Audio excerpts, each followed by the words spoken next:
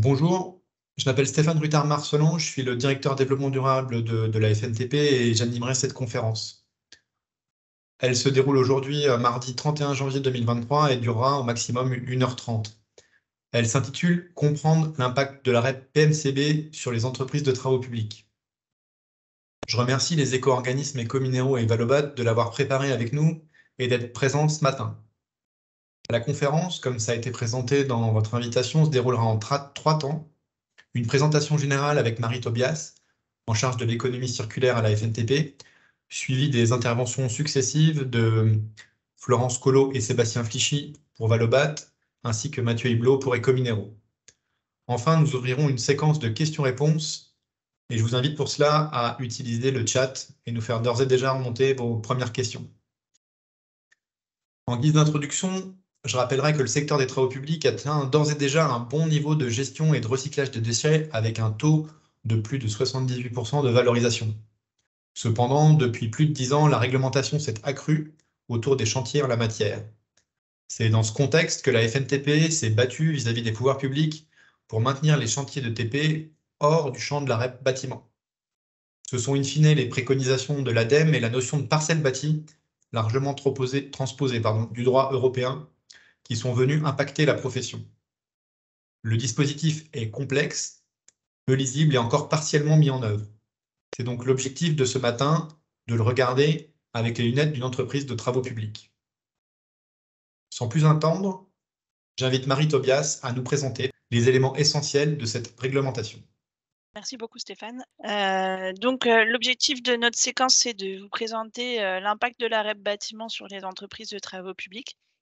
Dans un premier temps, on va vous faire un rappel de ce qu'est la REP bâtiment et puis vous présenter par la suite en quoi cela va nous impacter. Et puis on laissera Ecominero et les représentants de Valobat répondre à nos 3 questions, comme l'a indiqué Stéphane, avant de prendre toutes vos questions, de répondre à toutes les questions qui sont dans le chat.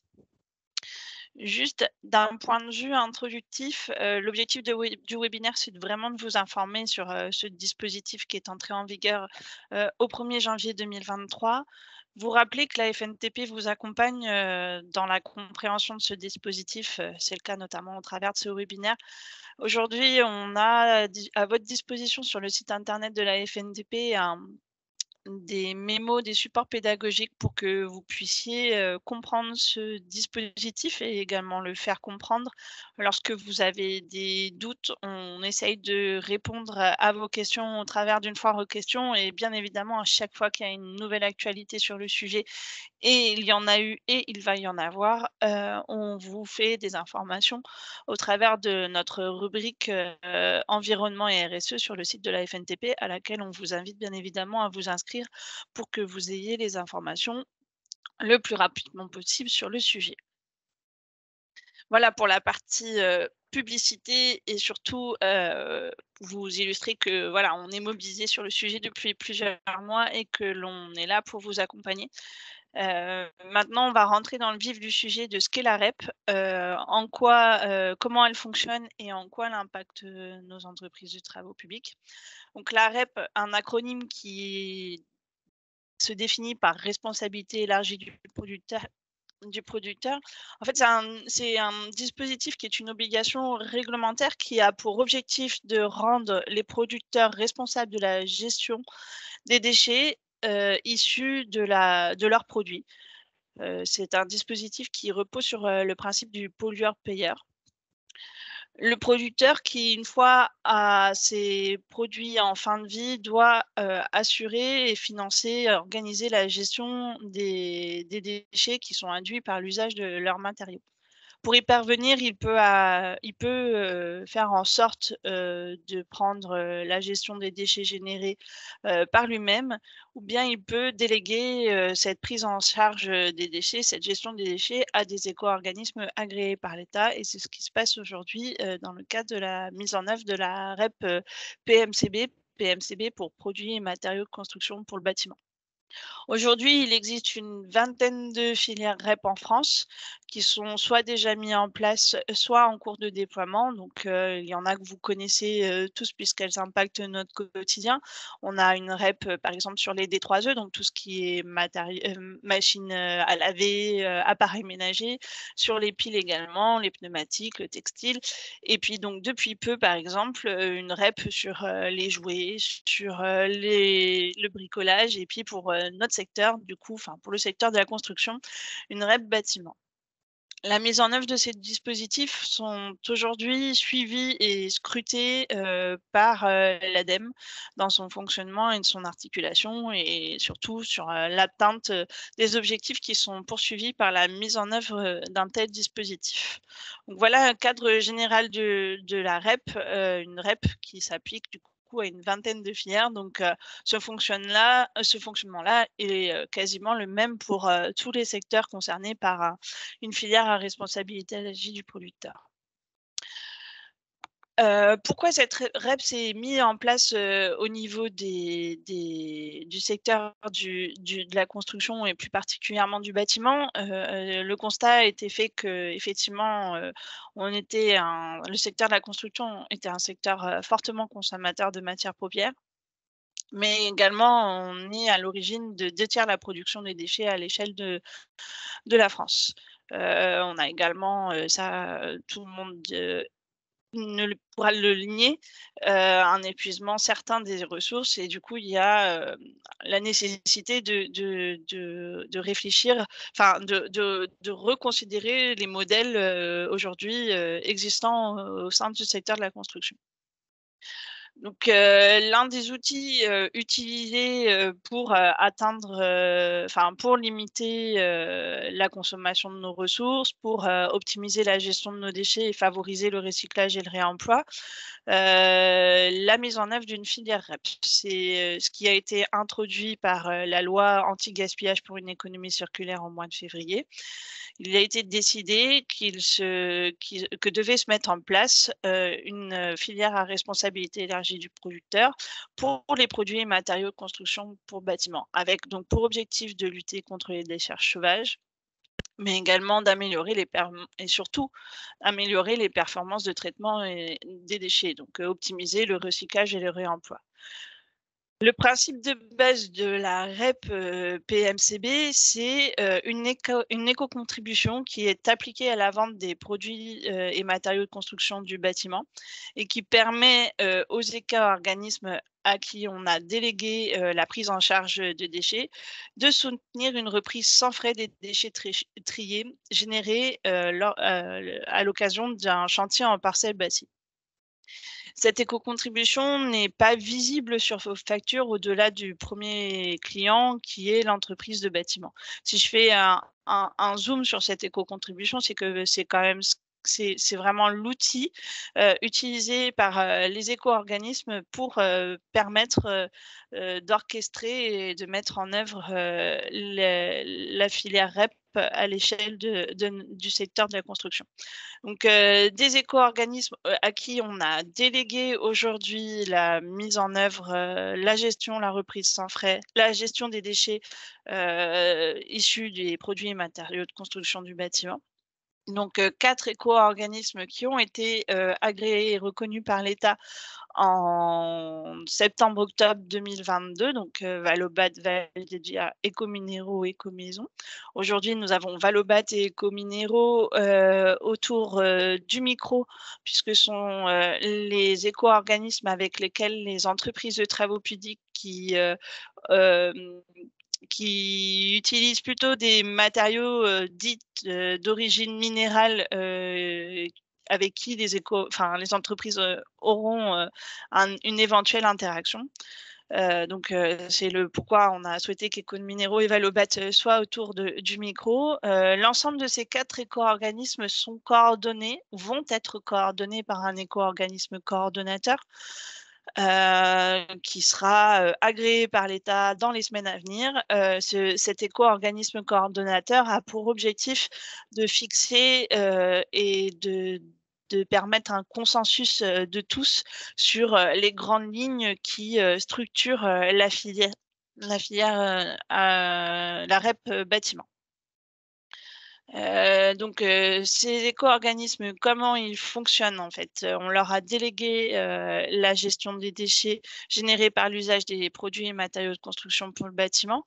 Cette délégation, elle est permise grâce à la perception auprès des assujettis d'une éco-contribution appliquée à la vente des produits et matériaux de construction pour le bâtiment. Et cette éco-contribution va permettre une reprise sans frais des déchets triés, puisqu'elle permettra aux éco-organismes de soutenir les plateformes de traitement des déchets pour reprendre sans frais les déchets issus de l'usage des matériaux de construction et de production et des matériaux de construction de bâtiment. Alors, c'est là où arrivent toutes les questions. Est-ce qu'on dans les travaux publics, on est concerné? Comment ça se passe? Donc l'objectif là, c'est vraiment de rentrer dans le détail et surtout déjà de partir avec, l'une des informations principales qui est de savoir, qui dans le secteur des travaux publics est concerné par, cet, assujettissement et du coup cette adhésion aux éco-organismes. Ce sont, tous les entreprises qui seraient productrices de matériaux susceptibles d'être utilisés en parcelle bâtie. C'est-à-dire une parcelle où est réalisé un chantier de bâtiment ou d'aménagement lié à son usage, y compris ceux relatifs au stationnement des véhicules. Donc, aujourd'hui sont concernés par ce dispositif, de manière un peu plus précise dans le secteur des travaux publics, tout ce qui est en excusez-moi, usines d'enrobés et plateformes de recyclage qui produisent des matériaux, des granulats recyclés qui sont susceptibles d'être utilisés dans un chantier de bâtiment, dans un chantier en parcelle bâtie. Ce dispositif a eu un calendrier un petit peu bousculé puisqu'à la base, il devait rentrer en œuvre au 1er janvier 2023, pardon, 1er janvier 2022. Il a pris un peu de retard dans la mise en œuvre de ce dispositif, compte tenu de nombreuses discussions qu'il y a eu entre les parties prenantes et les ministères. Du coup, il a fini par rentrer en œuvre de manière opérationnelle au 1er janvier 2023. Cette mise en œuvre opérationnelle, elle se traduit par l'obligation d'adhésion par les assujettis, par les producteurs de produits et matériaux de construction pour bâtiments auprès des éco-organismes. Donc aujourd'hui, on se retrouve, on est dans la période 1er janvier 2023 dépassée. Les grandes étapes qu'il va y avoir dans les semaines à venir, les 2 éco-organismes reviendront sur ces différentes, étapes. C'est qu'en février, il y aura normalement, l'éco-organisme coordonnateur qui sera agréé. Entre février et avril, 2023, la partie, aval sera, précisée et rentrera doucement dans la mise en œuvre opérationnelle. C'est-à-dire que les contractualisations avec les plateformes se mettront en place pour permettre une reprise sans frais des déchets qui démarrera de façon partielle à partir du 1er mai. Donc au 1er mai, les producteurs, de matériaux, pour le bâtiment appliqueront à la vente de leurs matériaux une éco-contribution et démarrera la reprise sans frais de façon partielle en même temps. Rapidement, une première slide de synthèse pour que vous ayez une vue d'ensemble et on va redétailler les différents points et en quoi ça impacte les entreprises de travaux publics, le dispositif de la REP PMCB. Donc, globalement, pour toutes les entreprises de travaux publics vont être impactées par la mise en œuvre de cette REP, de manière plus ou moins légère. Pour toutes les entreprises qui ne réaliseront pas de chantier en parcelle bâtie, on reviendra sur la définition de parcelle bâtie dans les slides qui suivent, il y aura une procédure administrative à respecter, c'est-à-dire de transmettre aux fournisseurs de matériaux que vous utilisez dans votre chantier, une attestation comme quoi vous ne réalisez pas de chantier en parcelle bâtie. En revanche, pour toutes les autres entreprises qui vont réaliser un chantier en parcelle bâtie, les conséquences porteront sur une augmentation des coûts d'achat à l'achat des matériaux, mais également à une diminution, ceci occasionnera une diminution progressive des coûts de gestion des déchets. Donc certes, vous augmenterez vos coûts d'achat, mais vous diminuerez vos coûts de gestion des déchets puisque les coûts d'achat augmentés dus à l'application de l'éco-contribution, c'est l'éco-contribution qui permettra une reprise sans frais des déchets. Tout ça sous réserve d'être trié conformément au tricé de flux, mais encore une fois, on y reviendra. Il y aura également un soutien au transport progressif pour les chantiers de plus de 500 mètres cubes qui génèrent plus de 500 mètres cubes de déchets. Donc, avant toute chose, sur l'ensemble de ces dispositifs, il faut que vous reteniez que l'éco-contribution ne s'applique pas, aux matériaux qui sont utilisés dans un chantier de travaux publics, dans un chantier de génie civil, également, aux terres excavées. Ça, c'est vraiment, une des informations cruciales à retenir à l'occasion. En revanche, elle s'applique à tous les produits qui sont destinés à être incorporés, installés ou assemblés de façon permanente dans un bâtiment ou utilisés pour les aménagements qui sont liés à son usage, situés sur son terrain d'assiette, y compris ceux relatifs au stationnement des véhicules.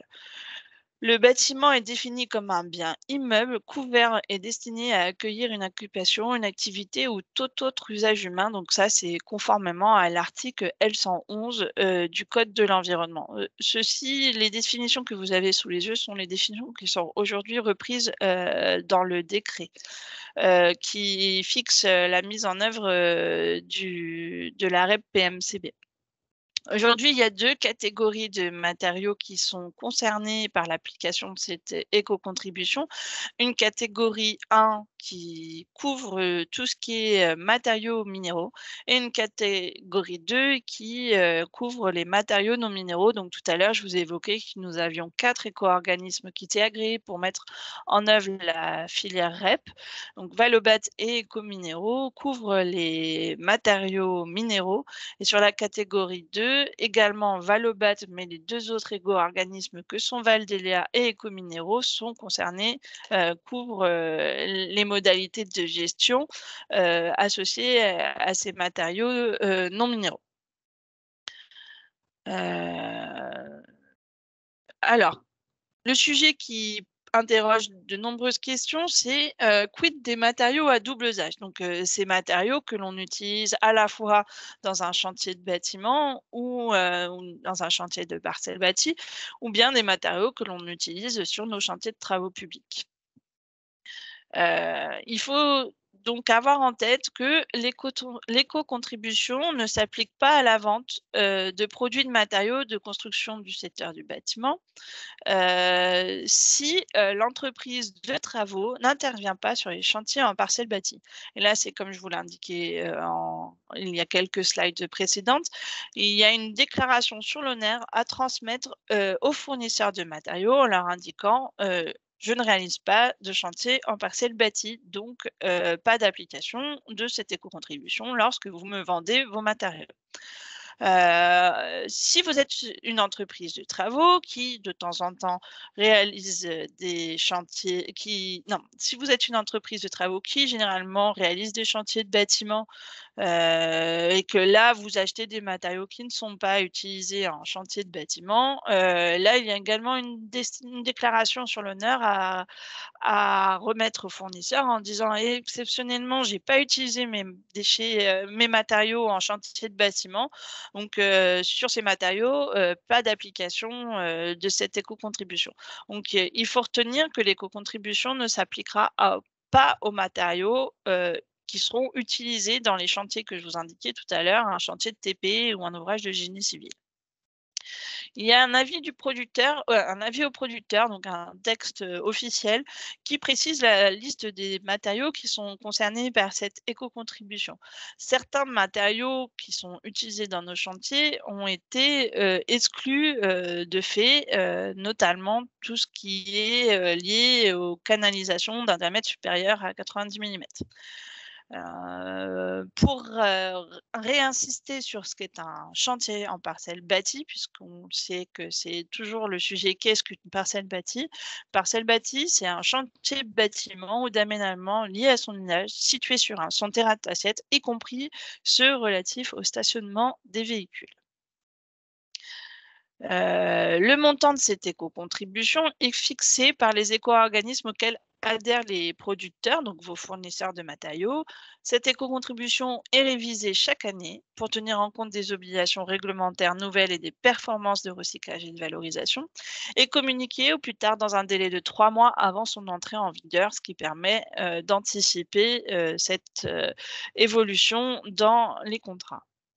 Son affichage est obligatoire et répercutable sans marge ni réfaction sur la facture au client d'une entreprise qui vend un produit soumis à la REP. Ça, c'est une condition qui est fixée par les éco-organismes lorsque les fournisseurs de matériaux adhèrent à ces éco-organismes. En revanche, l'affichage de cette éco-contribution n'est pas obligatoire lorsqu'une entreprise de bâtiment va faire un chantier. Elle n'est pas obligée d'indiquer qu'elle a elle a été redevable auprès d'un éco-organisme d'une éco-contribution. Pour les entreprises de travaux publics qui concourent à la réalisation d'une opération de bâtiment et qui sont par conséquent soumises à éco-contribution, la FNTP vous propose d'intégrer une clause type qui se base sur des grands principes, à savoir que vous pouvez rappeler au travers d'une clause que les barèmes des éco-organismes sont évolutifs de façon annuelle. Vous pouvez par conséquent insérer dans vos devis une clause qui rappelle que impôts, taxes et éco-contributions en vigueur à la date de l'offre sont la base de la composition des prix, et qu'il est possible en cas de modification ultérieure de ces impôts, taxes ou éco-contributions, que ceci ait une répercussion sur le prix de l'offre. Je rappelle encore cette définition de parcelle bâtie et de bâtiment surtout, qui est repris à l'article L111-1 du Code de la construction. L'ensemble de ce dispositif et la perception des éco-contributions par les éco-organismes va permettre aux entreprises qui réalisent un chantier en parcelle bâtie une reprise sans frais des déchets.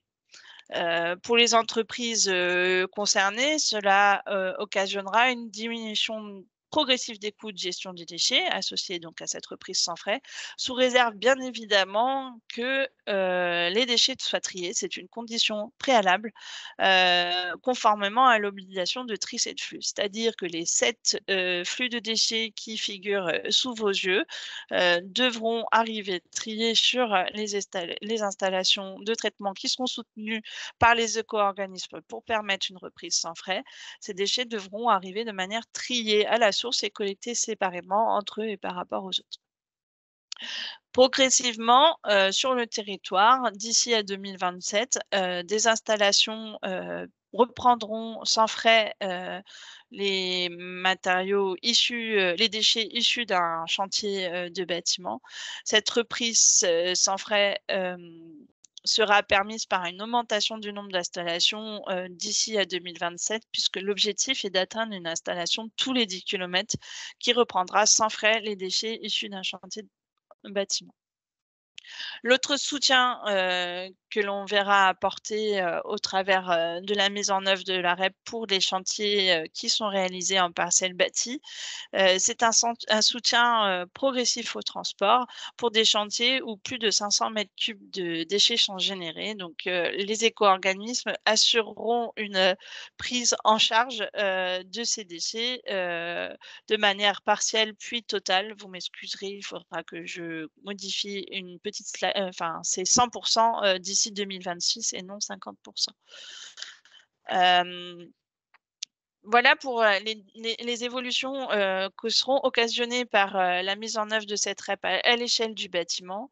Juste avant de passer la parole aux éco-organismes, vous rappeler que l'AFNTP est là pour vous accompagner dans la compréhension de ce dispositif et nous allons le voir par la suite, il y aura la traçabilité des déchets vis-à-vis des chantiers sera excessivement importante pour pas que des déchets d'un chantier qui n'est pas en parcelle bâtie soient traités de manière gratuite. Donc il y aura vraiment une traçabilité qui sera mise en place. Au niveau de la FNTP, on vous accompagnera dans le respect de ces obligations, puisque prochainement, on va vous proposer un registre de suivi chronologique qui s'appelle DTS Transfert. L'objectif de ce registre, c'est de tenir votre registre chronologique des déchets, qui est une obligation, je le rappelle, depuis 2012, et de transférer des informations vers les outils réglementaires que sont Track Déchets et le RNDTS, qui sont des outils qui assurent la traçabilité des déchets du chantier et qui, je pense, pourront coïncider avec les attentes des éco-organismes en matière de traçabilité. Je relaisse la parole à Stéphane pour introduire la séquence suivante et je vous remercie pour votre attention. Mais juste avant de donner la parole à Mathieu Hiblot, oui, beaucoup de questions dans le chat. Vous redire que le support sera disponible avec les données chiffrées correctes. Vous aurez également un replay qui sera monté de cette vidéo. Et l'ensemble des questions que vous pouvez poser viendront enrichir aussi la foire aux questions. Mais on en prendra un certain nombre suite aux présentations des éco-organismes, même si nous sommes très en retard. Voilà, je cède tout de suite la parole à Mathieu Hiblot pour une présentation depuis l'éco-organisme Ecominero. Merci Stéphane. Bonjour à tous. Donc Ecominero est un des 4 éco-organismes, là, comme ça a été rappelé. Nous avons été créés donc courant de 2022 à l'initiative des acteurs de la filière minérale et notamment sous l'impulsion d'une coordination de différentes fédérations et syndicats professionnels qui sont pour certains membres fondateurs de la société, dont Route de France, que vous devez connaître très bien. Donc, cet éco-organisme qui a vocation donc, à traiter les déchets inertes. L'agrément a été délivré donc, au mois d'octobre de l'année dernière pour une application, comme ça a été aussi souligné par Marie, à partir du 1er janvier de cette année. Et donc, nous sommes depuis ces derniers mois dans l'accompagnement des metteurs en marché, donc tout fabricant, distributeur ou encore importateur de produits ou matériaux à destination du secteur du bâtiment, où l'obligation était d'adhérer à un éco-organisme à partir donc, du 1er janvier de 2023. C'est vraiment important, c'est la date d'entrée donc, en application de cette filière REP, qui fait qu'aujourd'hui, nous comptons plus de 1300 adhérents fabricants de produits et matériaux de la filière minérale.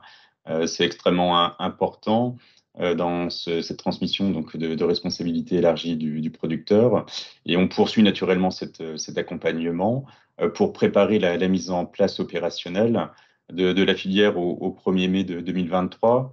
On a comme ça ainsi cette phase de préparation opérationnelle qui est devant nous, qui est coordonnée par les 4 éco-organismes, ce qui fait que tout metteur en marché est concerné à la même échéance, celle du 1er mai. Et dans l'intervalle, c'est toute la préparation dans vos entreprises pour permettre l'application dès lors que vous êtes un metteur en marché, de pouvoir facturer cette éco-participation à l'échéance du 1er mai. Donc, je vous invite, si vous ne l'avez d'ores et déjà fait, à vous rapprocher de nos équipes qui vous accompagnent notamment sur les questions d'ERP, donc de mise en ligne de vos outils. Ça, c'est pour ceux qui sont concernés par les produits à destination de ce secteur, donc pour l'ouvrage, mais pour ce qui vous concerne, la parcelle sur laquelle l'ouvrage est construit. Et parallèlement, on est sur la phase de préparation à la reprise des déchets, qui s'appliquera donc à partir du 1er mai, où là aussi, il y a toute une préparation qui est à faire, puisqu'il faut que les opérateurs de déchets déjà en présence puissent venir conventionner avec notre éco-organisme Le conventionnement donc démarre à partir du mois de février, et donc on a encore aussi cette phase de préparation, puisque nécessairement, et on va y revenir, il y a besoin en fait d'avoir cette relation, ces échanges de données entre l'opérateur de déchets et son éco-organisme de référence, qui permettra d'apporter les soutiens financiers au traitement des déchets inertes issus des chantiers du secteur du bâtiment. Et on est vraiment dans une montée en puissance du dispositif. Vous l'avez vu dans la présentation précédente, puisque on applique le principe de reprise sans frais à partir du 1er mai, avec toutefois le principe qu'un reste à charge va être maintenu auprès du détenteur de déchets. On n'est pas sur une reprise gratuite. L'éco-organisme apporte un soutien sur 50% des coûts de reprise et de traitement, le reste étant donc toujours à la charge du détenteur ou du maître d'ouvrage selon l'organisation du chantier. Et puis, on a des obligations collectives à l'échelle des 4 éco-organismes, et notamment à travers cet organisme coordonnateur, pour démontrer que le maillage des points de reprise répond aux exigences qui nous sont fixées par les pouvoirs publics. Nous en aurons notamment une communication au plus tard au mois d'août de cette année. En tout cas, c'est une communication que nous devons vis-à-vis des pouvoirs publics, en particulier sur tous les points qui seront à créer pour venir compléter celui-ci si on constate qu'il y a des insuffisances.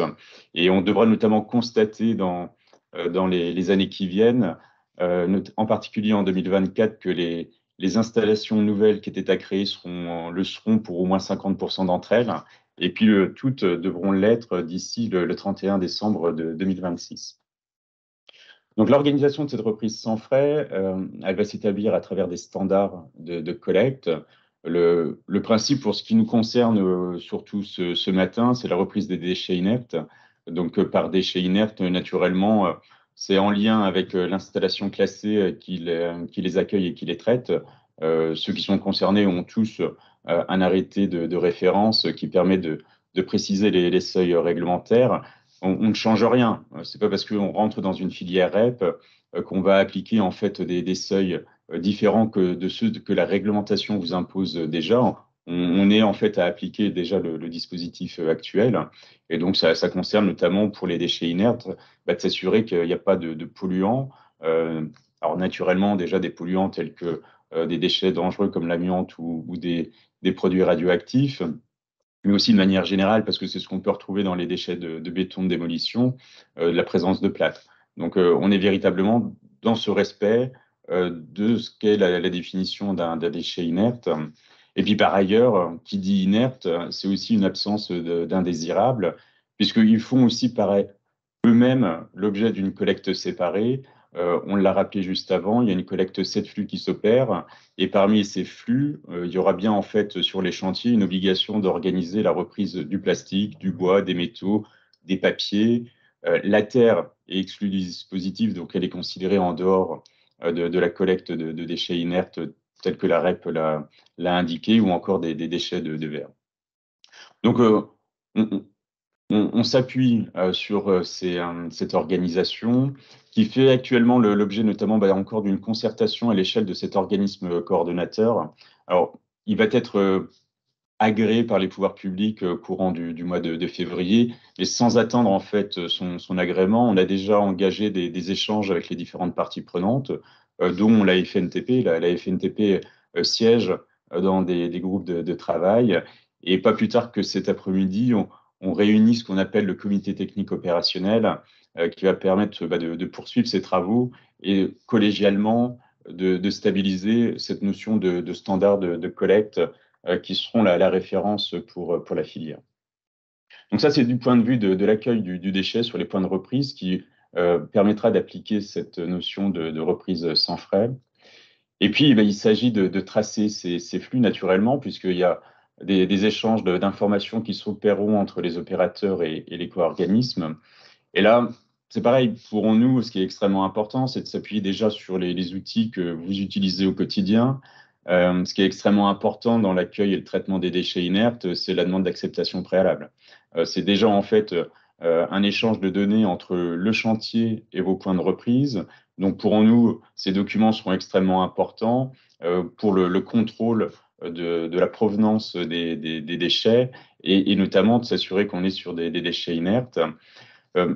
La traçabilité s'opère aussi par les codes déchets. Ce sont des codes qui sont réglementaires. Donc, on s'appuie également sur eux. Avec toutefois, par contre, un complément qui va être apporté parce que on fait naturellement aussi la différence en termes de soutien financier par rapport aux déchets lui-même qu'on va traiter. Et si on prend l'exemple du béton, bah, vous savez que vous avez des bétons ferraillés à traiter, mais aussi des bétons non ferraillés. Les coûts ne sont pas les mêmes, donc ça veut dire que les soutiens financiers seront différenciés. Donc là, dans cette codification des chaînes, néanmoins, on va chercher à classer en sous-catégories ces bétons pour vraiment avoir une distinction entre ces différents flux. Mais l'arborescence de base, la nomenclature sur laquelle on s'appuie, c'est bien la nomenclature réglementaire que vous-même vous employez dans vos registres. Et là, du coup, le registre pour nous est extrêmement important. On le retrouve à la diapositive suivante. C'est vraiment en fait le socle d'information sur lequel on va s'appuyer. Vous l'avez déjà mis en place.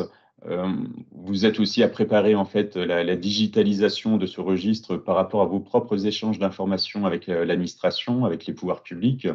Donc, notre traçabilité, nos échanges de données entre vous et notre éco-organisme va s'appuyer sur ce registre de déchets. Donc, beaucoup d'informations donc déjà présentes sont importantes pour nous, pour suivre ces déchets à travers leur nature, leur quantité. Mais on va néanmoins quand même vous demander des champs complémentaires pour le bon fonctionnement de la REP, notamment dans un suivi des DAP et des CAP, puisqu'on ne se retrouve pas finalement systématiquement dans un champ obligatoire du RNDTS, ou encore des bons de réception qui sont aussi une information nécessaire au suivi de la filière REP.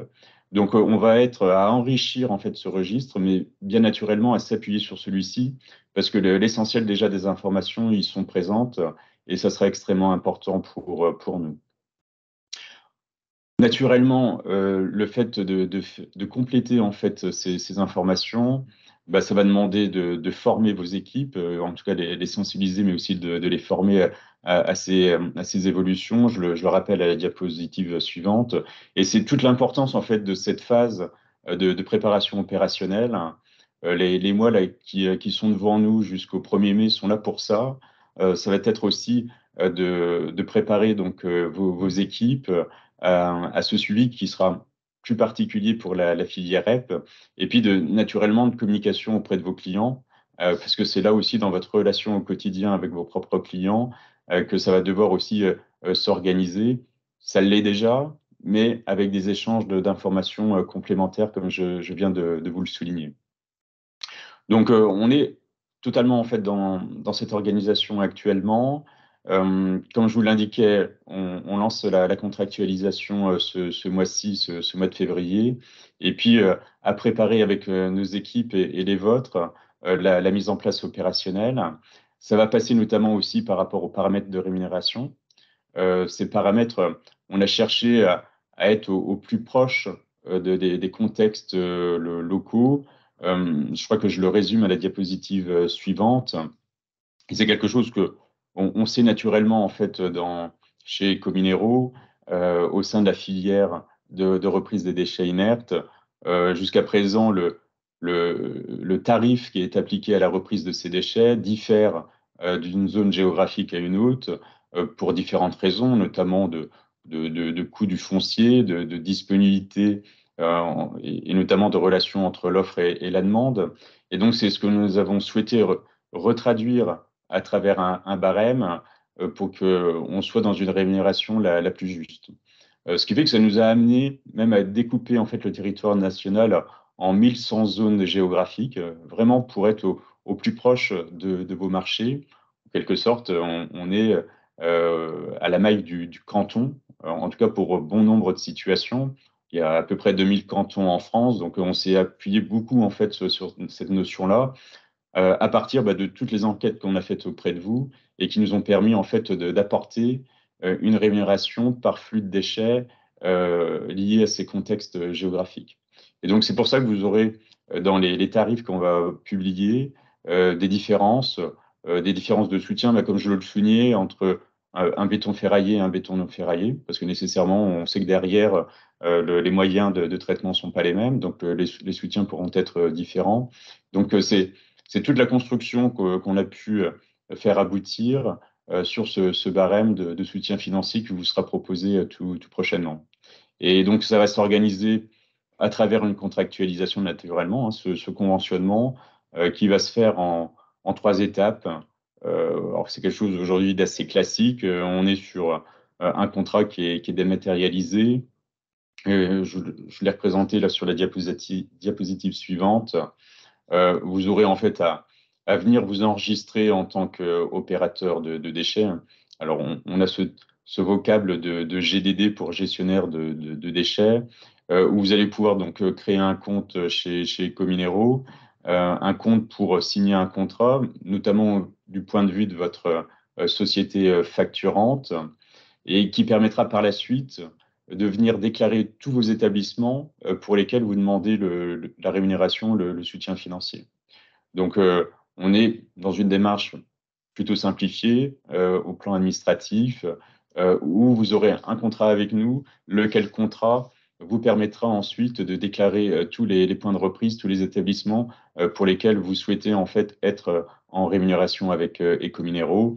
Et naturellement, c'est un contrat qui pourra vivre de par la création de points nouveaux que vous pourrez ajouter progressivement.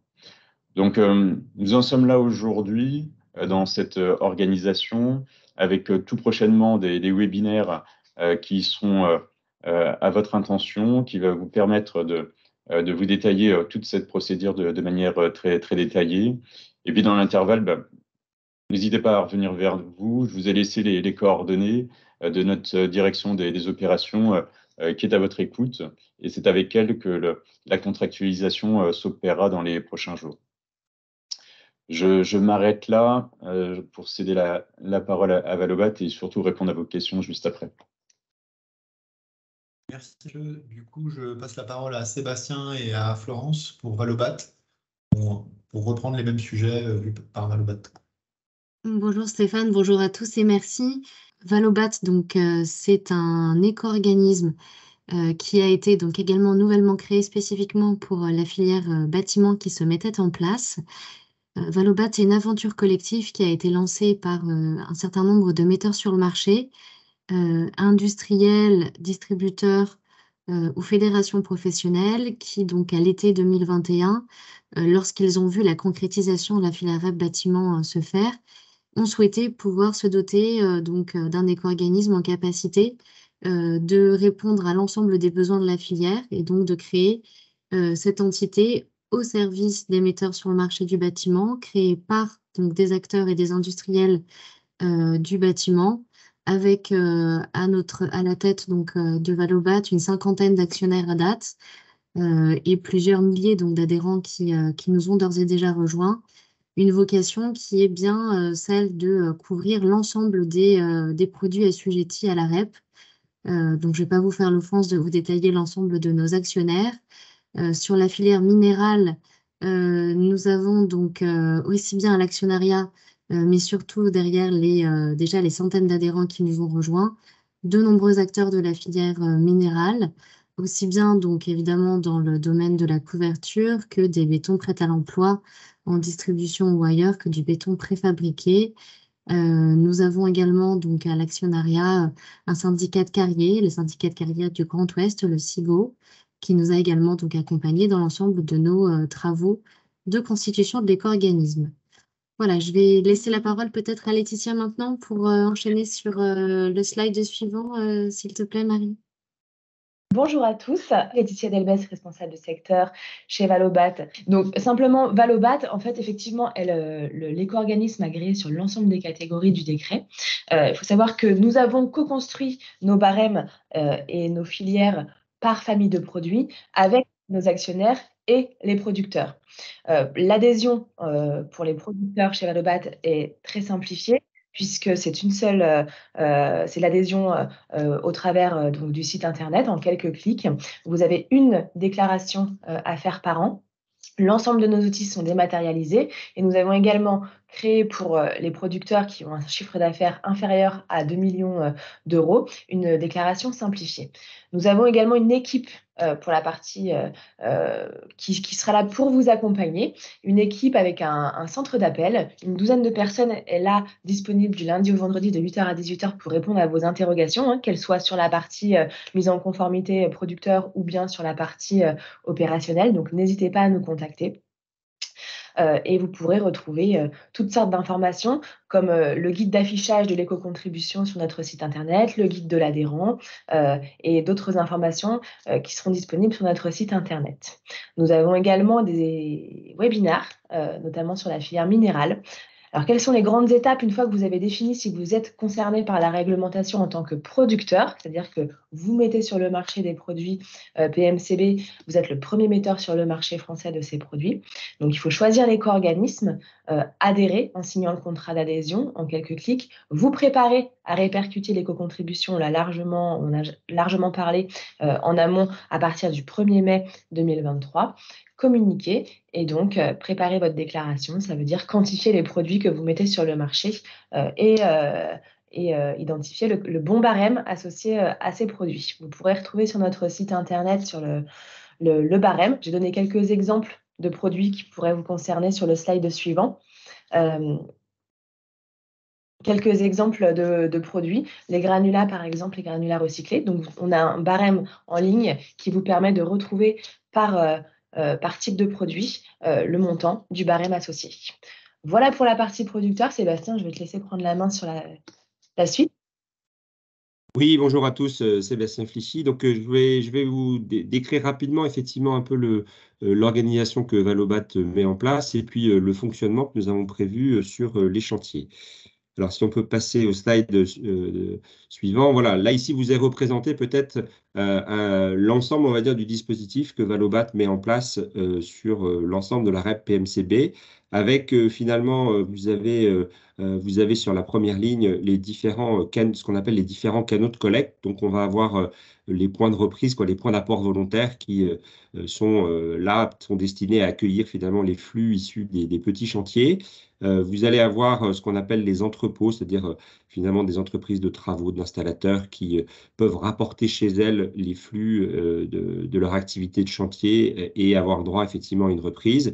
Et puis on a les gros chantiers, donc ceux qui génèrent plus de 50 mètres cubes de déchets et qui vont avoir droit à une reprise effectivement des flux triés et avec une couverture progressive des coûts de collecte. Par rapport à ça, donc voilà, Valobat structurait effectivement des choses finalement sur l'ensemble des produits, parce que nous, comme vous le disiez Florence, nous sommes agréés sur les deux catégories, et avec un fonctionnement finalement un peu mixte, un fonctionnement financier plutôt sur notamment la filière inerte et la filière métallique, et puis des fonctionnements plus opérationnels sur les autres catégories de matériaux dans lesquels, en tout cas, nous souhaitons effectivement organiser et structurer le traitement pour nous permettre de répondre à nos objectifs. Donc, pour se concentrer un peu plus sur la partie chantier, déjà, effectivement, le premier sujet, c'est voilà, comment l'entreprise de travaux peut bénéficier de la reprise sans frais des déchets PMCB. Donc, nous allons sur cette partie chantier qui génère plus de 50 mètres cubes. Il est bien prévu, en tout cas, que nous ne modifions pas les relations contractuelles entre l'entreprise de travaux et son ou ses gestionnaires de déchets. Et par contre, nous allons apporter des soutiens financiers aux gestionnaires de déchets qui interviennent pour cette entreprise de travaux. Voilà, donc il reste bien une relation contractuelle, en tout cas entre le gestionnaire de déchets et l'entreprise de travaux. Et puis nous allons donc soutenir financièrement la reprise ou la massification des flux triés sur le chantier, et puis une couverture progressive des coûts de collecte du chantier, sachant qu'en 2023, il n'y a pas de coûts de collecte qui sont pris en charge. Il y a une prise en charge à 50% prévue en 2024 et à 80% en 2026. Pour pouvoir bénéficier de ces soutiens, nous allons effectivement, le gestionnaire de déchets ou les gestionnaires de déchets qui interviennent sur un chantier vont donc devoir être référencés. Donc, nous allons mettre à disposition un contrat type. Et ce contrat type va effectivement préciser nos exigences en termes de tri, nos exigences en termes de traçabilité et préciser les soutiens. Sachant que donc, le soutien qui est prévu pour la partie effectivement gestionnaire de déchets, les natures de soutien sont un peu différentes en fonction des flux qui restent strictement financiers comme les inertes et les métaux, où donc là on aura des soutiens prévus à la collecte et au traitement. Et puis sur les flux qu'on souhaite après récupérer en opérationnel, il y aura un soutien sur une première collecte massification, mais après les flux, nous avons demandé ce que les flux rejoignent nos dispositifs opérationnels, donc c'est le cas pour le bois, pour le plâtre, pour les plastiques. Voilà, donc on a ce distinguo entre les flux qui restent strictement financiers et les flux qui restent en opérationnel, et avec donc la mise à disposition d'un contrat type qui apparaîtra courant février. Alors, comme je le disais, quels coûts sont pris en charge? Ben, effectivement, comme on le disait, il y a bien entre l'entreprise de travaux et ces gestionnaires de déchets, il reste bien effectivement des prix, des coûts qui seront pris toujours supportés par l'entreprise de travaux. Il y a la prise en charge effectivement des coûts de traitement des fractions triées, avec une fameuse progressivité en tout cas sur l'inerte. Et puis une prise en charge progressive de la collecte, voilà, mais qui restera toujours que partielle, puisque même à terme, il n'est prévu que 80% de prise en charge des coûts de collecte. Les flux qui ne seraient pas triés ou les flux qui ne seraient pas conformes finalement aux exigences de l'aval resteront effectivement sur une facturation entre le ou les gestionnaires de déchets et l'entreprise de travaux, puisque voilà, la reprise effectivement sans frais, elle s'applique à des flux qui sont triés et qui sont aux spécifications. Nous allons donc faire paraître des barèmes. Les barèmes, donc, ce seront des barèmes effectivement qui seront dans un certain nombre de cas nationaux, et pour d'autres qui auront une déclinaison effectivement plus régionale ou plus géographique. Ça va être le cas sur l'inerte. Alors, on n'aura peut-être pas un découpage aussi poussé qu'Ecominero, mais on aura bien une prise en charge effectivement d'un certain nombre de paramètres qui influent sur le coût de traitement des inertes sur le territoire national. Alors, qu'est-ce qu'on va demander en termes de traçabilité et comment vont être pris en charge les flux? Alors, on a un point important effectivement chez Valobat, c'est le fait d'avoir une identification unique du chantier.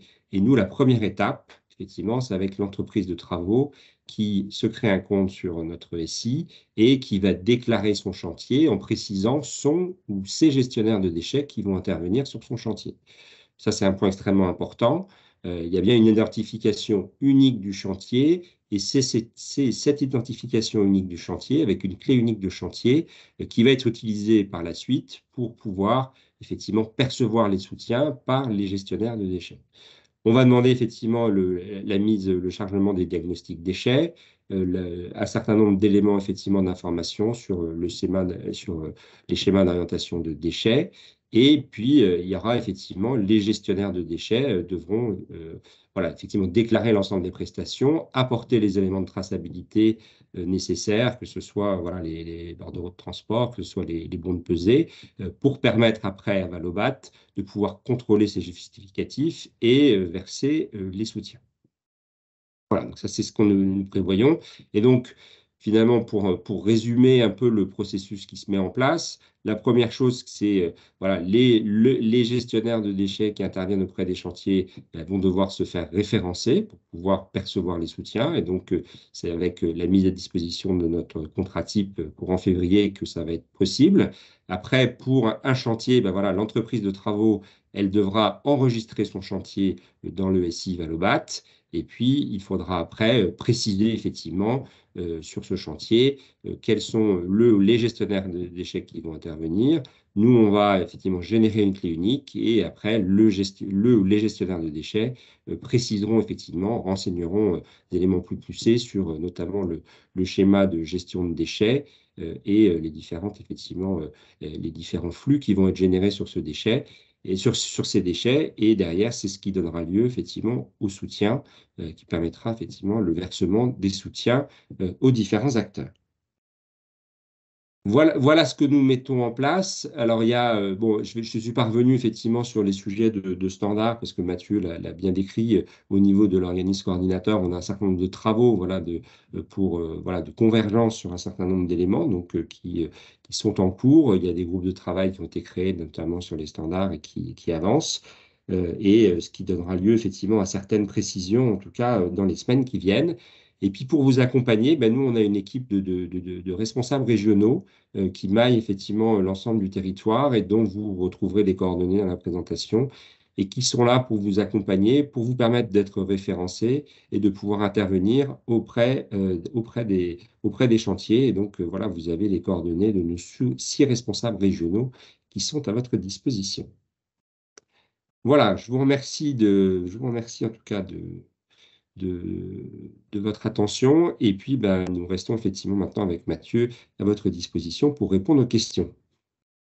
Merci beaucoup, Sébastien. Bon, je pense qu'on a répondu chemin faisant à assez grand nombre de vos questions. Vous posez effectivement beaucoup de questions. Je vous rappelle donc que la FNTP participe aux travaux techniques à la fois de l'éco-organisme coordonnateur et puis des 2 éco-organismes Valobat et Ecominero. Donc, comme le disait Marie Tobias en introduction, on vous apportera des précisions et éclairages au fur et à mesure que les informations seront stabilisées. Vous avez compris qu'en particulier sur la VAL, donc sur la gestion des déchets, un certain nombre de choses étaient encore en cours de mise en place. Donc, le webinaire sera de nouveau disponible sous la forme d'un replay. Les supports seront mis à disposition. On fera en sorte de répondre à l'ensemble des questions qui ont été formulées dans le chat. On voit qu'il y a des sujets de compréhension fine sur des scénarios particuliers. Alors, on est aussi à votre disposition, Marie Tobias et l'équipe de la direction développement durable pour répondre à vos questions directement.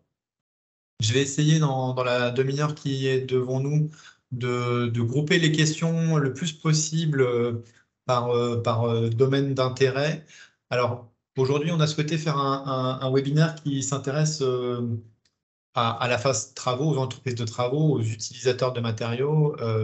Bien sûr, pour clarifier cette utilisation, il y a une question de statut. Donc, on a beaucoup parlé de metteurs en marché, donc on va dire de fabricants, qui sont les obligés principaux de la REP PMCB et puis donc à la fois participants aux éco-organismes et redevables de l'éco-contribution elle-même. Donc, ça reste quelque chose qui est pas toujours clair selon vos scénarios particuliers. On va quand même prendre un certain nombre de questions autour de cette question relation avec les éco-organismes quand on est metteur en marché, c'est-à-dire fabricant. Alors, voilà, sur les metteurs en marché, l'adhésion aux éco-organismes, peut-être poser la question côté, disons, Valobat à Laetitia pour commencer. Donc, on est concerné par Sirène ou par Sirette. Est-ce qu'on peut adhérer à plusieurs éco-organismes? Et les éco-organismes sont tous disponibles dans les dom-tom? Bien, série de questions pour Valobat, peut-être pour commencer, et puis répond qui veut. Ok. Alors, pour répondre à votre première question, Sirène ou Sirette, c'est le numéro de Sirette qui doit être utilisé pour pouvoir déclarer, pour pouvoir s'inscrire chez Valobat. La deuxième question, excusez-moi. C'était savoir si je pouvais adhérer à plusieurs éco-organismes à la fois. Tout à fait. Il est envisageable, il n'est pas interdit dans les contrats d'adhérer à plusieurs éco-organismes. Après, libre à vous de choisir l'éco-organisme qui vous conviendrait le mieux par catégorie, par exemple, de produits. Néanmoins, ça va peut-être alourdir au niveau administratif les procédures. Voilà, tout à fait. Et la troisième question. Sur les dom-tom, effectivement, sur la partie mise sur le marché, dans tous les cas, les dom-tom sont inclus dans la réglementation, donc tous les producteurs doivent adhérer à un éco-organisme, qu'il soit dans les DOM ou les TOM. Et sur la partie collecte dom-tom, je pourrais passer la main peut-être à Sébastien s'il veut compléter ma réponse. Peut-être juste avant, je veux bien compléter également le point de Laetitia concernant les modalités d'adhésion. En effet, on peut bien adhérer par Sirette. Le choix qu'on a également laissé à l'ensemble des metteurs sur le marché adhérents à Valobat, c'était d'adhérer au niveau auquel ils souhaitaient adhérer, qui leur convenait le mieux. Il est donc tout à fait possible en fait d'adhérer au niveau donc, de la société mère pour l'ensemble de ses filiales, comme d'adhérer au niveau de la filiale qui derrière emporterait derrière elle l'ensemble d'autres filiales par un système de mandat interne, et ce de manière à pouvoir centraliser la gestion administrative, par exemple, sur l'une des entités du groupe qui hébergerait ces entités administratives, mais également donc d'adhérer également donc au niveau du CIRET et de regrouper cette adhésion avec une vue en termes de superstructure. Donc, en effet, l'assujettissement en tant que tel est bien au niveau de l'établissement d'un strict point de vue juridique. En termes de facilité d'adhésion, les modalités contractuelles et le système d'information que nous avons mis en place permettent toute forme de flexibilité là-dessus. Merci. Du coup, je me tournerai vers Ecominero et je prolonge finalement les questions dans ce domaine de problématiques. Donc, quelles sont les obligations des fournisseurs de matériaux vis-à-vis des entreprises de TP? Mon fournisseur peut-il appliquer un tarif différent d'éco-contribution que celui fixé par les éco-organismes? Et est-ce que des produits extraits de carrières sans concassage sont soumis à éco-contribution? Alors, oui, tous les produits sortis de carrières sont concernés dès lors qu'ils sont destinés au chantier du secteur du bâtiment. Donc, le principe, c'est vraiment la destination en fait, de ces produits. Donc, si ces produits vont directement sur un chantier, ils sont concernés par une éco-participation. Ils ne le sont pas, c'est s'ils sont vendus à un industriel qui va notamment les transformer pour fabriquer du béton, par exemple, ou pour fabriquer des enrobés. Ce sont les industriels du BPE, de la préfabrication de béton ou encore de la fabrication d'enrobés qui sont metteurs en marché parce qu'ils ont transformé des différents constituants en un produit fini destiné au secteur et donc à la parcelle bâtie. Donc, il y a vraiment une importance à distinguer à la fois, certes, le client et donc, du coup, l'usage du produit qui est acheté et savoir notamment s'il y a une transformation intermédiaire. À partir du moment en fait qu'il y a une éco-contribution, elle est fixe, elle peut pas être en fait modulée soit à la hausse ou à la baisse. On peut pas en fait soit appliquer une réfaction sur celle-ci ou voir une augmentation de son montant.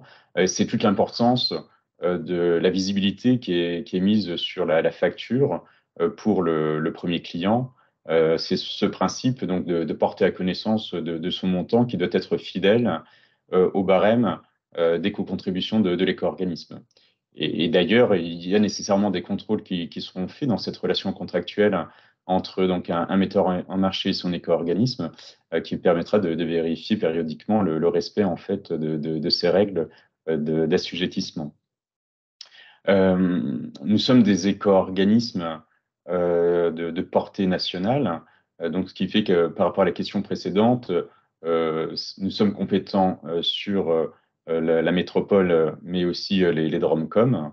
D'ailleurs, pour nous, c'est extrêmement important puisque nos membres fondateurs sont présents sur les DROMCOM avec des outils industriels.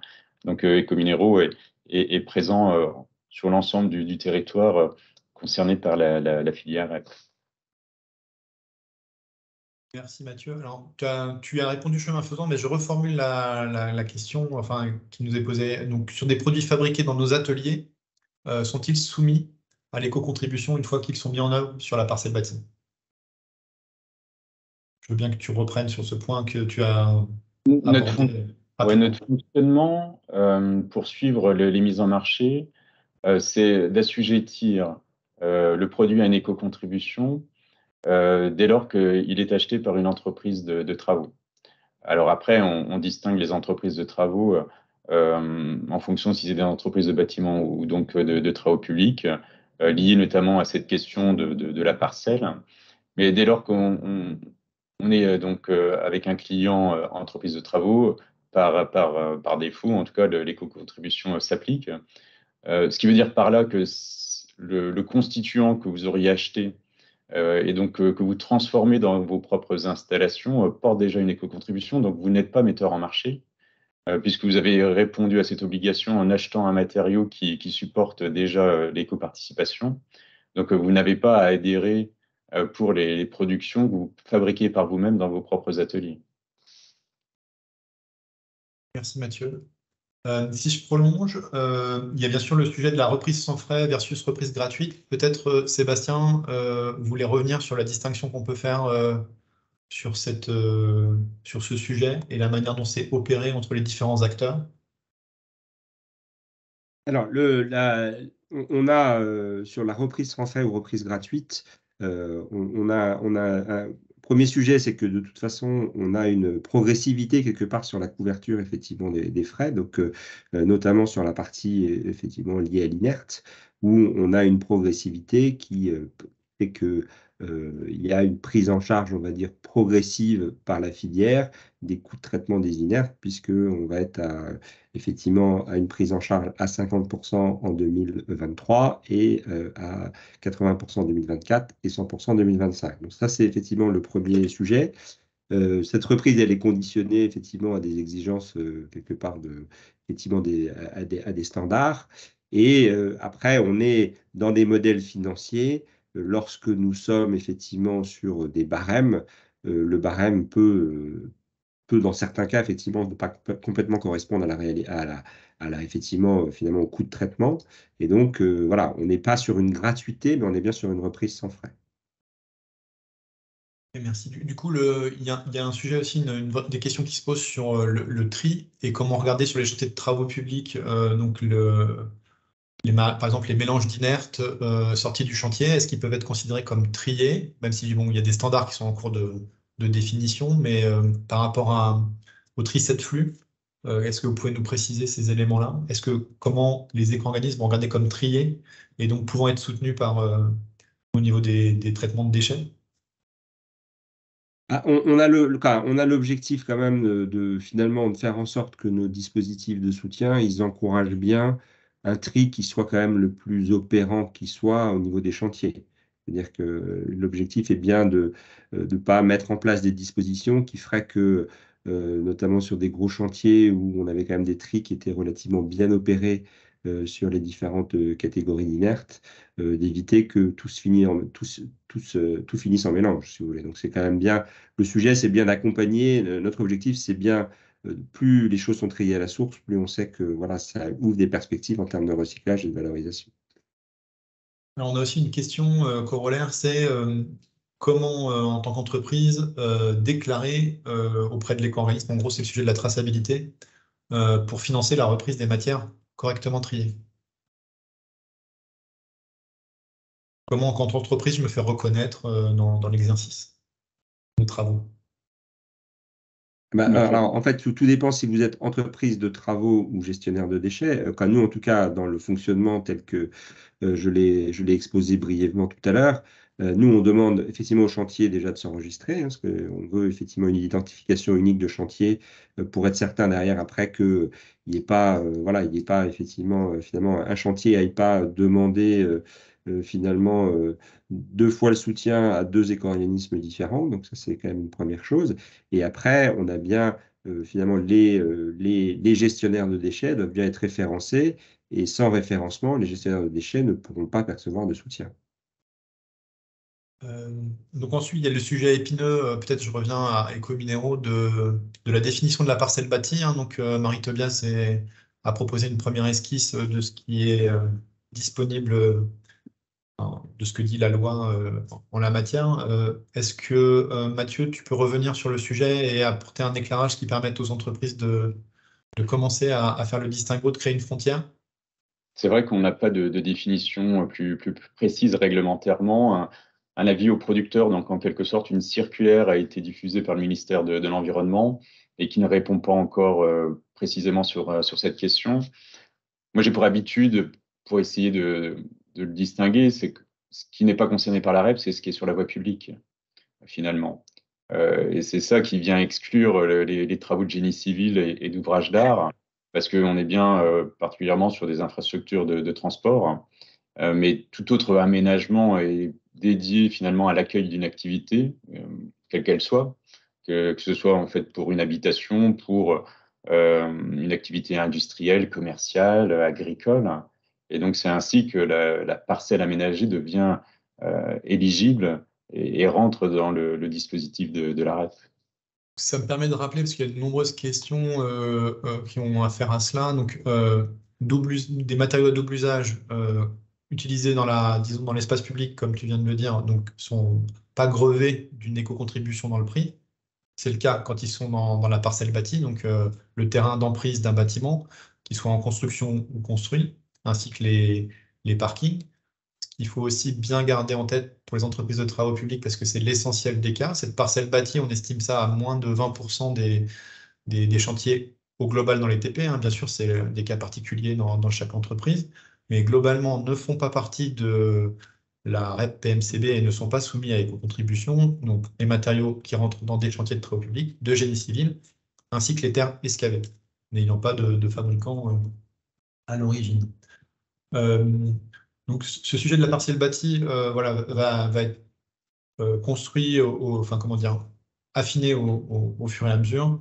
La FNTP travaille avec les éco-organismes et les pouvoirs publics pour le rendre le plus lisible possible. Alors, il y a une question connexe à ce sujet-là, peut-être Valobat, oui, sur le fait de travailler, si on travaille exceptionnellement en parcelle bâtie en tant qu'entreprise de travaux, comment cela fonctionne? Alors, est-ce qu'il y a une présomption?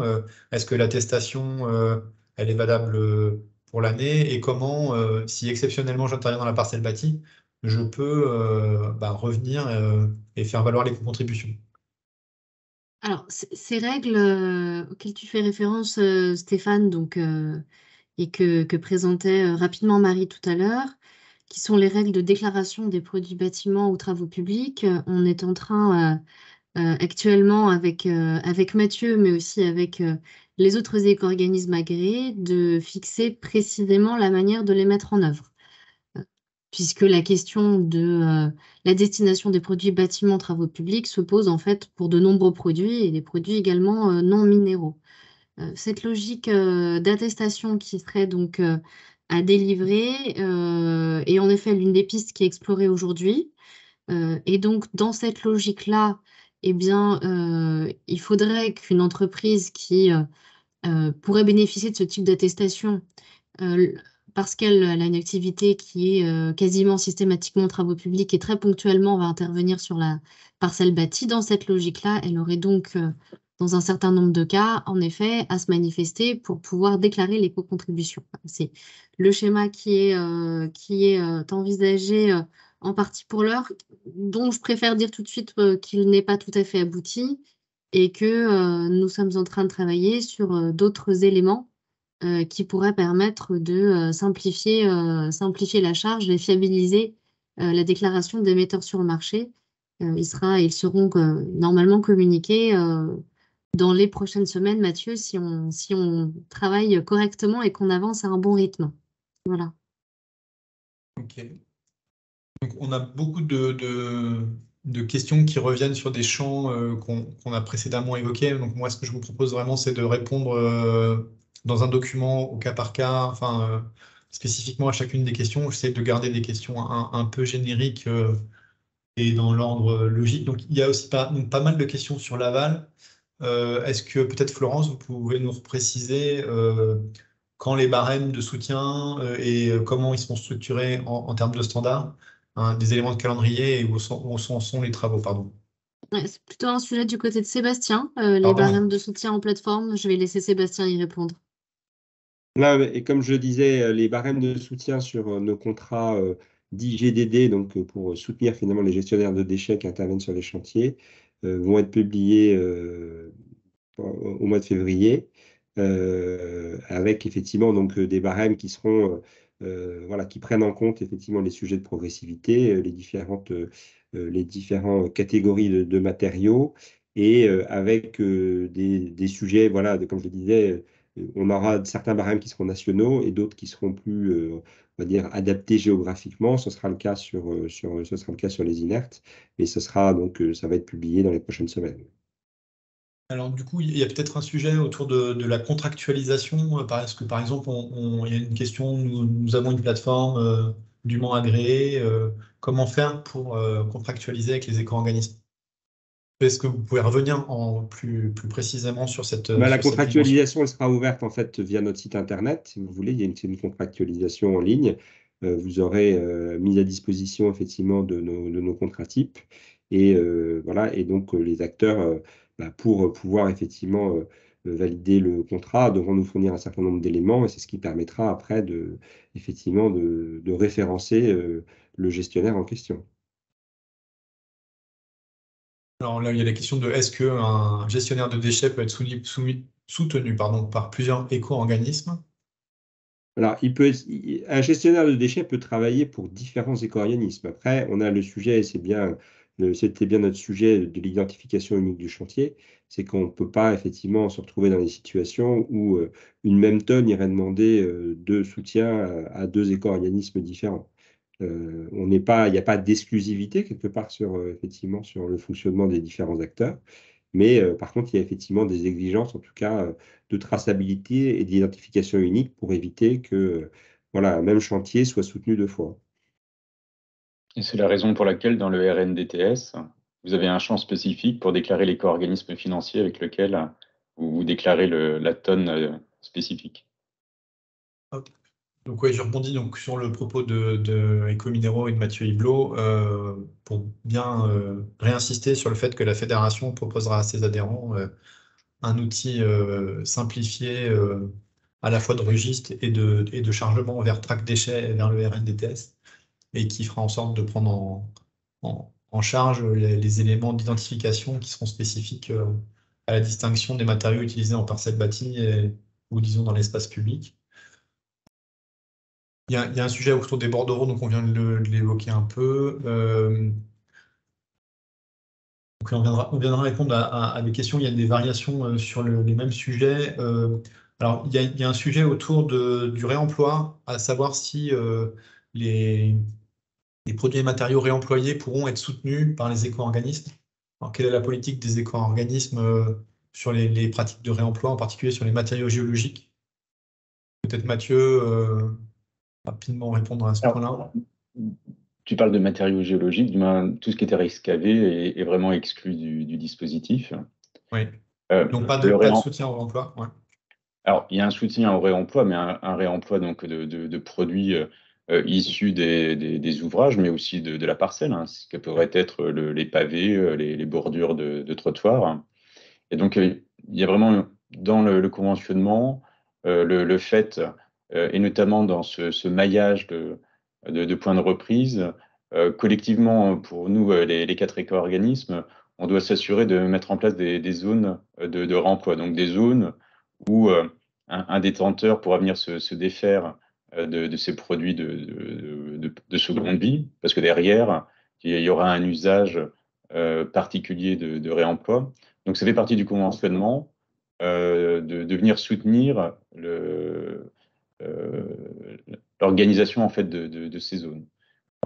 Et surtout qu'on a aussi par ailleurs des objectifs précis sur le réemploi donc des PMCB qui font actuellement encore l'objet de travaux avec l'ADEME, mais le réemploi est soutenu, mais le réemploi est soutenu aux bornes de cette filière REP. Donc, pour revenir aux produits géologiques, ils sont exclus de par l'exclusion des terres excavées.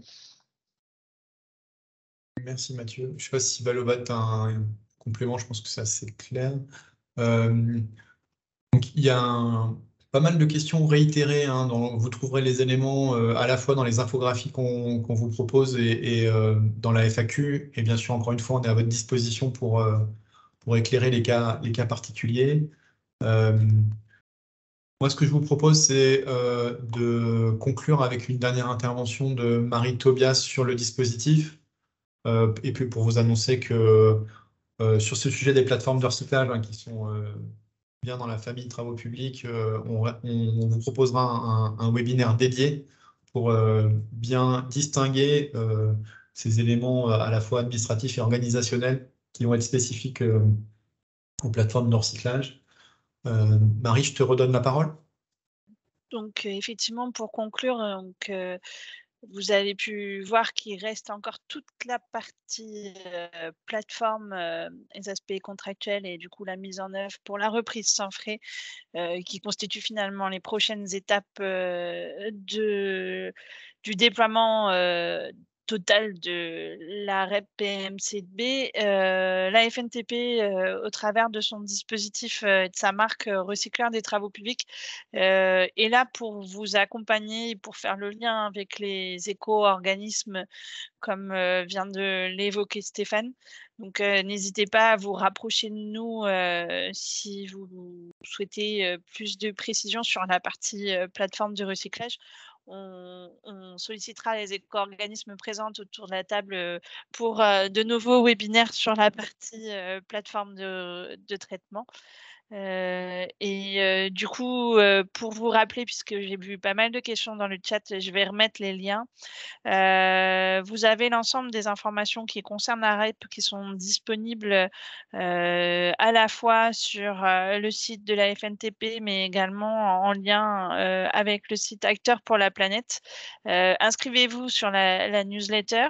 Vous disposerez du coup de toutes les informations et je vois que Stéphane vient de remettre en ligne dans le chat les différents éléments. Donc, je vous invite à les télécharger et je tiens à vous rappeler que du coup, nous sommes à votre disposition pour clarifier l'ensemble de ce dispositif dans les semaines à venir.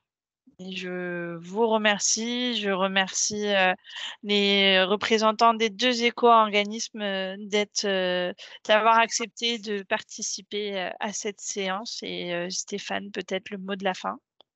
Alors, merci à tous pour votre participation. Donc on vous poussera à tous les inscrits le support, la FAQ complétée et la date du replay. Donc d'ici là, n'hésitez pas à nous adresser vos questions, soit directement au service développement durable de la FNTP, soit à Marie Tobias. On les traitera dans les meilleurs délais pour éclairer chacun des cas spécifiques que vous pouvez rencontrer face à la complexité du déploiement de ce dispositif. Voilà, merci à tous et à très bientôt autour de ces sujets et autour des démarches environnementales des entreprises de travaux publics.